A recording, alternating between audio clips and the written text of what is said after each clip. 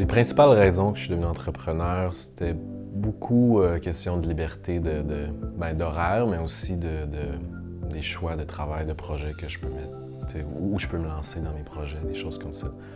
Dans mon entourage, les gens qui ont eu une grande influence, ça serait mon père qui est musicien, qui était musicien plus jeune, maintenant qui est devenu ingénieur de son, il a son studio d'enregistrement. Mon père est musicien, mon frère est musicien aussi. Puis aussi beaucoup dans les amitiés qui se sont créées avec le temps, beaucoup de gens qui contribuent aux idées d'une façon ou qui contribuent à la validation de ce que je fais, puis je vais puiser là-dedans beaucoup d'influence. Les principales étapes liées au démarrage, ça a été,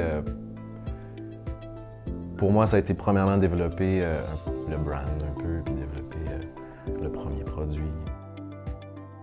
Ensuite, ça a été développer un plan d'affaires à l'aide d'un programme municipal à Gatineau qui m'a aidé à cadrer un peu le projet.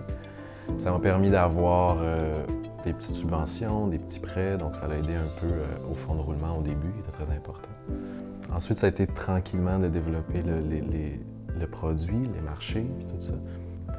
Donc, une fois que je m'étais décidé de me lancer en entreprise, j'ai commencé ça chez nous parce que c'était le plus économique. Donc, ça m'a permis d'avoir des coûts d'opération très bas.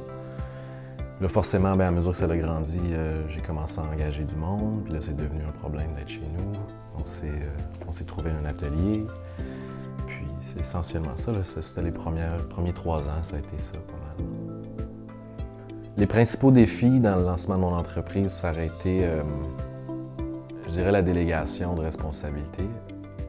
Plus l'entreprise grandit, moins tu as de temps pour t'éparpiller, puis tu as besoin de focusser sur ta profession ou le côté technique ou ce dont en quoi tu es bon. Donc de déléguer, ça a été difficile, puis ça l'est encore. L'accès aux sous, c'est sûr, le financement, c'est difficile. Mais bon, ça, il y a façon d'y aller à petite échelle, comme je disais, de faire les choses avec des petits moyens, puis de grandir tranquillement. Donc de trouver un ballon là-dedans, de trouver un ballon dans comme quelque chose, une entreprise qui a une taille avec laquelle tu es à l'aise, qui te ressemble encore, ça peut être difficile considérant où le marché veut que tu ailles pour rester viable. Je dirais que la mission de l'entreprise, c'est de créer des effets sonores, des effets pour les guitaristes ou les musiciens en général. Ensuite, plus spécifiquement, on essaie de créer quelque chose qui est unique, donc qui ne se trouve pas nécessairement. On fait ça en regardant ce qui est disponible, puis en essayant d'amener un peu notre saveur particulière. J'ai choisi la voie entrepreneuriale parce que il n'y avait pas d'autre voie pour arriver à mes fins. Le produit que je cherchais dans le marché n'était juste pas disponible. J'imagine que j'avais pas non plus le goût de donner mon idée à quelqu'un d'autre. J'avais le goût de l'essayer moi-même. J'avais une vision assez précise de ce que je voulais faire, puis je pense que j'avais pas confiance que quelqu'un d'autre pourrait rendre justice à ma vision. Donc, je me suis dit, je vais me lancer moi-même. En fait, je suis entrepreneuse parce que je suis franco-ontarienne. Et je suis une franco-ontarienne convaincue. Je suis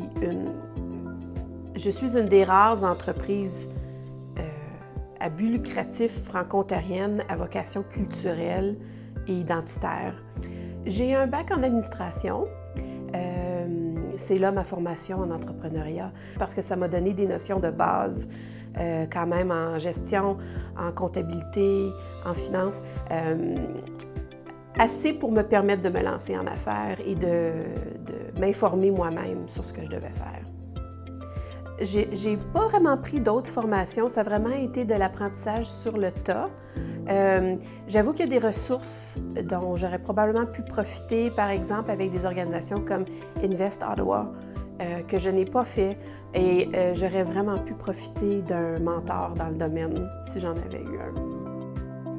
Les principaux défis pour lancer l'entreprise, je dirais que c'est premièrement le financement et aussi la recherche de fournisseurs. et le temps. Certainement, je n'ai pas une entreprise de service, j'ai une entreprise de produits, donc j'ai un inventaire. Les coûts ont été plus élevés que ce que j'avais prévu. Ma plus grande fierté par rapport à Anteca et tout le cheminement que j'ai fait comme entrepreneur, c'est d'être encore là. C'est de commencer à voir la profitabilité qui se pointe à l'horizon. Mais surtout, c'est de voir à quel point ça l'a touché une corde sensible. Il y avait certainement un marché pour ce genre de produit-là. Un petit point de fierté particulier, le Musée canadien de l'histoire vient de réouvrir sa nouvelle salle de l'histoire canadienne et un T-shirt Anteca a été choisi pour la section sur les Franco-Ontariens. Anteca, j'espère, ne perdra jamais de vue sa mission culturelle et identitaire. C'est une entreprise franco-ontarienne qui existe par fierté franco-ontarienne.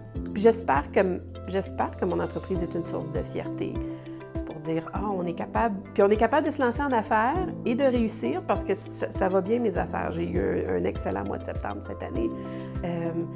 Puis dire que oui, même si c'est un marché limité, on peut réussir en répondant aux besoins des Franco-Ontariens.